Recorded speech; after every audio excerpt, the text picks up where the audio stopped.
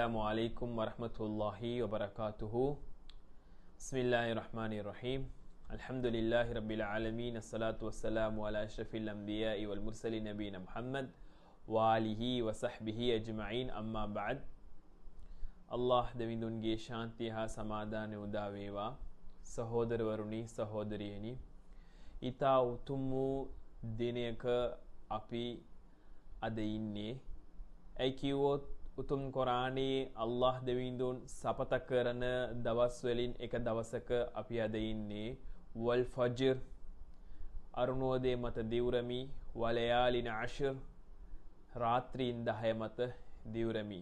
අපි මීට කල්නුත් බැලුවා මේ රාත්‍රීන් 10 දුල්හජ් මාසයේ පළවෙනි දවස් 10 කියලා බොහෝ ඉමාම්වරුන්ගේ සහාබිවරුන්ගේ මතය කියන එක අපි කලින් වීඩියෝ එකේ බැලුවා.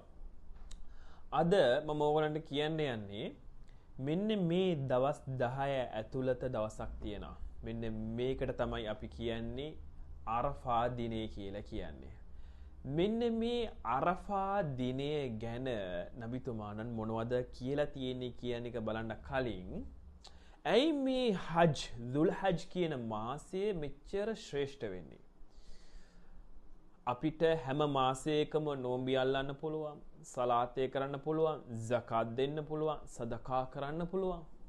එතකොට වෙන කිසිම මාසයක ඉස්ලාමීය පංචමහා වගකීම් වලින් එකක් වන හජ් වන්දනාව ඉටු කරන්න බෑ.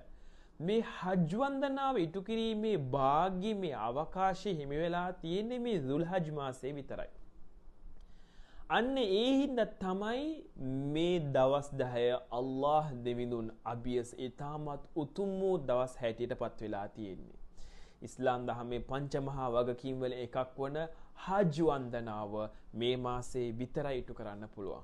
එතකොට සෞමේ නියෙන්න පුළුවන් මේ මාසේ, zakat ලබා දෙන්න පුළුවන්, සදකා කරන්න පුළුවන්, හජ් කරන්න පුළුවන්, සලා කරන්න පුළුවන්, මේ හැම දෙයක්ම කරන්න පුළුවන්. මේ සුවිශේෂත්වයේ හිමි වෙලා තියෙන මේ මාසෙට විතරයි. අන්න ඒ හින්දා තමයි ඊට උතුම් වූ මහිමයක් අල්ලාහ් දෙවිඳුන අභියස මේ දුල්හජ් මාසයට හිමි වෙලා තියෙන්නේ. දේවදූත මුහම්මද් තුමාණන් ප්‍රකාශ කරා මේ මාසය ශ්‍රේෂ්ඨවත් කිරීම පිණිස අල්ලාහ් දෙවිඳුන් එක්තරා අවකාශයක් අපේ සමාජයට මිනිස්සුන්ට ලබා දීලා තියෙනවා. ඒක තමයි සියාමු යෞමි අරෆා. මේ අරෆා දිනේ සෞමේ නියැලීම. දුල්හජ් 9 වෙනිදා සෞමේ නියැලීම